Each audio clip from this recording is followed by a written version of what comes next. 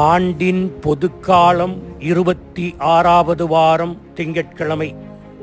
முதன்மை வானதூதர்களான புனிதர்கள் Michael, Gabriel, Rafale விழா.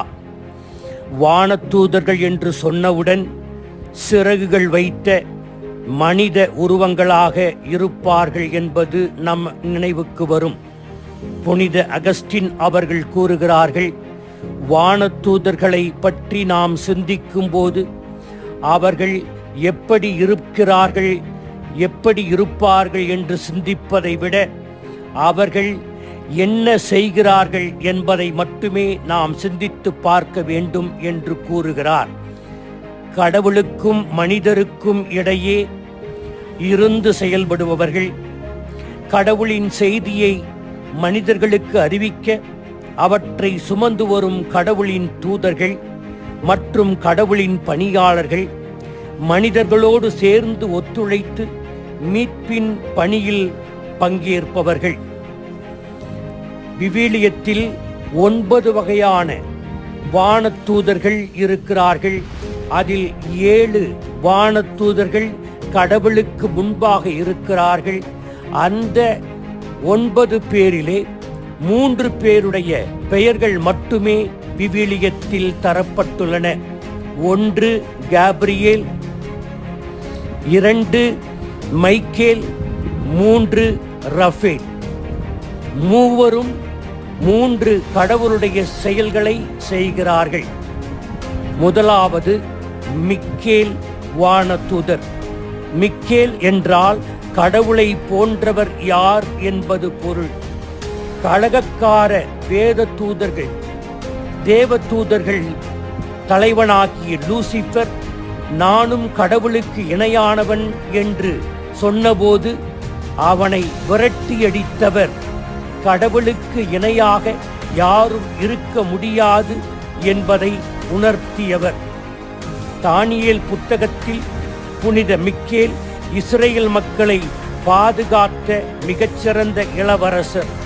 திருவெளிப்பாட்டு புத்தகத்தில் லூசிபருடன் சண்டையிட்டு பாம்பை நரகத்திற்கு இழுத்துச் சென்ற வலிமை மிக்க இளவரசர் ஆவார். 2வது கப்ரியேல், கடவுளின் தூதர். முதலாவது சக்கரையாவுக்கு அவர் திருப்பீடத்திலே தூபம் காட்டிக் கொண்டிருந்த போது, இதோ முதிர்ந்த வயதிலே உன்னுடைய மனைவி சாரா ஒரு மகனை பெற்றெடுப்பார், அவருக்கு யோவான் என்று பெயரிடுவாய் என்று சொன்னவர். அதே போல மரியாவுக்கு மங்கள வார்த்தையை சொன்னவர். அருள் நிறைந்த மரியே வாழ்க என்ற ஜெபத்தின் தொடக்கத்திற்கு சொந்தக்காரர். மேய்ப்பர்களுக்கும் இயேசுவின் பிறப்பை பற்றி அறிவித்தவர் இவர். 3வது ரஃபேல், மனிதனுக்கு கடவுளால் நியமிக்கப்பட்ட வழிகாட்டி மற்றும் குணப்படுத்துபவர். தொபியாவின் பயணத்திற்கு வழித்துணையாக வந்தவர். தொபியாவின் தந்தை பணத்தை பெற உதவியவர்.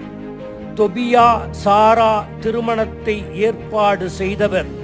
தோபித்தின் கண்களை குணப்படுத்தி பார்வை பெற செய்தவர். சாராவை சாத்தானிடமிருந்து காப்பாற்றியவர். எனவே இந்த முதன்மை வானதூதர்கள் விழா நமக்கு அறிவிப்பது என்ன? 1, பயப்படுகின்ற நேரத்தில் கடவுளின் துணையாக, கடவுளின் வலிமையாக நம்மை பாதுகாக்க, வழிநடத்த இவர்கள் இருக்கிறார்கள் என்பதை உணர வேண்டும். 2, நம்மை காவல் தூதர்கள், வானதூதர்கள் பார்த்து கொண்டிருக்கிறார்கள்.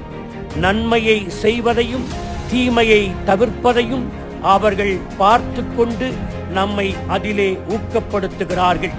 எனவே தூதர்களை நம் வாழ்வில் கொடுத்ததற்கு கடவுளுக்கு இந்த நாளில் நன்றி செலுத்துவோம். ஆமீன்.